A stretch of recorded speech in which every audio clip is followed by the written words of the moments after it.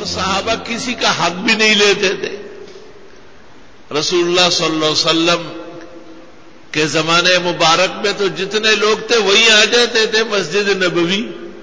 جب سب لوگ جمع ہو جاتے تھے ایک ایک آدمی معلوم تھا، پھر حضرت آگے ہو کے نماز پڑھاتے تھے. آپ انتظار فرماتے تھے صحابہ کا. کچھ وقت ایسا آیا کہ لوگ بڑھ گئے اور دور تک پھیل گئے. تو صحابہ نے کہا ہماری وجہ سے آپ کو دیر ہوتی ہے، اور جب آپ جماعت کھڑی کر لیتے ہیں ہماری رکعتیں نکل جاتی ہے. کوئی وقت مقرر کرتے ہیں کہ یہ فجر ہو گئی جماعت ہونے والی ہے، یہ ظہر ہو گئی جماعت کھڑی ہونے والی ہے.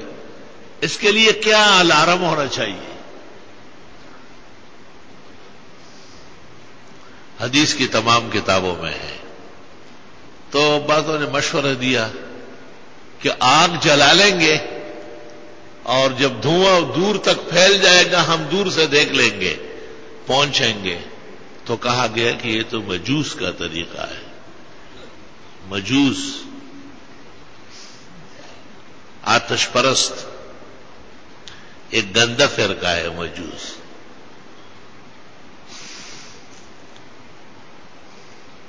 ہماری کتابوں میں لکھا ہے کہ اگر کافر مسلمان ہو جائے تو سابقہ رسوم پر اس کو چھوڑ دے، لیکن مجوس کو نہیں، کیونکہ وہ اپنی ماں سے نکاح کرتے ہیں. مجوس کے ہاں جب پہلا بیٹا پیدا ہو جائے تو دلہن کو اس کی ماں کو سیرے ڈالتے، تحفے لاتے ہیں کہ دوسری شادی مبارک خاوند آ گیا. اور اس کا باپ جو ہوتا ہے دوست اس کے ساتھ لپٹ لپٹ کے روتے ہیں، کہے افسوس آپ کی بیوی ہاتھ سے نکل گئی، اس کا خاوند آ گیا. ایسا پلیت اور گندا مذہب ہے مجوس، آتش پرست. اور بھی بہت باتیں ہیں لیکن آپ کا پریشان نہیں کرنا چاہتا. فرمایا کہ یہ آگ واگ جلانا اور اس کا پوجا کرنا، اس کو مذہب کی روایت سمجھنا، یہ تو مجوس کا طریقہ ہے، چھوڑو اسے. پھر کہا گیا کہ کوئی گھنٹہ بچایا جائے، گھنٹہ ٹنگا ٹنگا ٹنگا ٹنگا ٹنگا. کہ یہ تو یہود کا طریقہ ہے اور عیسائیوں کے طریقہ ہے. ان کے ہاں چرچوں میں اور مذہبی جگہوں پہ گھنٹال بجتے ہیں.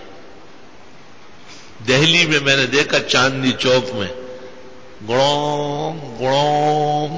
میں نے پوچھا یہ کیا ہے؟ یہ ہندوؤں کے مذہبی وقت ہو گیا. اے تیرے پیو گائے کا پیشاب اور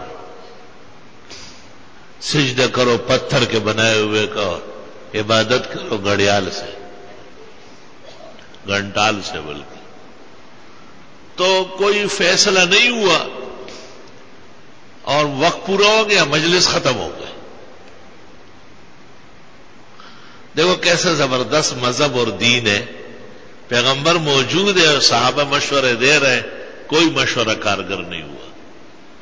کسی مشورے پر آپ رضامند نہیں ہوئے کہ بھئی نماز کے لیے لوگوں کو بلانے کا کیا طریقہ ہوگا. عبداللہ ابن زید ابن عبد ربہ صاحب الازار ایک صحابی ہے. اس نے خواب دیکھا. خواب میں دیکھا کہ ایک آدمی کے پاس دف ہے، دف وہ جو بجتا ہے. تو یہ ان کو کہتے ہیں کہ یا ہاذا اتبیع ہاذا، بیچنا نہیں.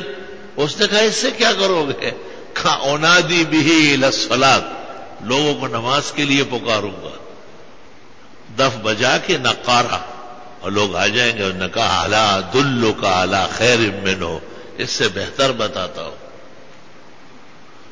اس نے اس کو باقاعدہ اذان کے کلمات تلقین کیے کہ جب لوگوں کو بلانا ہو کسی اونچی جگہ کھڑے ہو کے ایسا پڑھ لو، اللہ اکبر اللہ اکبر 4 مرتبہ، اشہد ان لا الہ الا اللہ 2 مرتبہ، اشہد ان محمد رسول اللہ 2 مرتبہ، حی علی الصلاۃ 2 مرتبہ، حی علی الفلاح 2 مرتبہ، اخیر میں پھر کہا اللہ اکبر لا الہ الا اللہ۔ اقامہ بھی اس نے سکھایا ہے۔ یہ شخص رسول اکرم صلی اللہ علیہ وسلم کی خدمت میں آیا اور آپ کو کہا کہ حضرت مجلس کے بعد میں نے ایک خواب دیکھا ہے، اور اپنا پورا خواب سنایا۔ آپ نے فرمایا تلک رؤیا صالحہ، ابو داؤد میں تلک رؤیا صادقہ، بالکل سچا اور بہترین خواب دیکھا ہے۔ وذالک الملک نزل من السماء علمک التعظیم، یہ فرشتہ آیا تھا اور آپ کو اذان سے کہا گیا، یہ خالص فرشتہ تھا اور اذان تعلیم کی، اور آپ نے کہا کہ آپ کا بھائی بلال، یہ آواز بہت اچھی ہے اس کی، اس کو سکھاؤ۔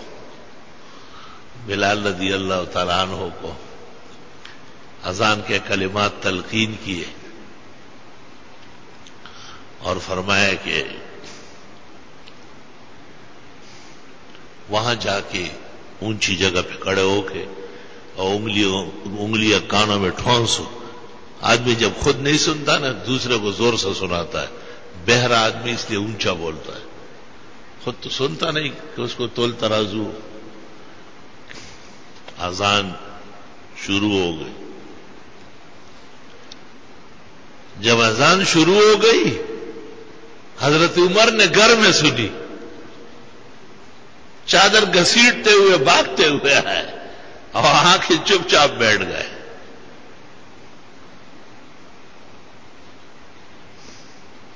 ایک روایت اس طرح ہے کہ جب خواب مکمل ہوا اور آپ نے اس کو کہا کہ یہ فرشتہ تھا اور آپ کو اذان سکھانے کے لیے اللہ نے بھیجا تھا، تو حضرت عمر آ چکے تھے۔ خواب بھی سنا اور پورا بیان بھی سنا۔ جب اذان وغیرہ ہو گئی، شروع ہو گئی، تو حضرت عمر نے کہا کہ 20 دن پہلے یہی خواب میں دیکھ چکا ہوں۔ تو حضرت نے فرمایا آپ نے کیوں نہیں بولا؟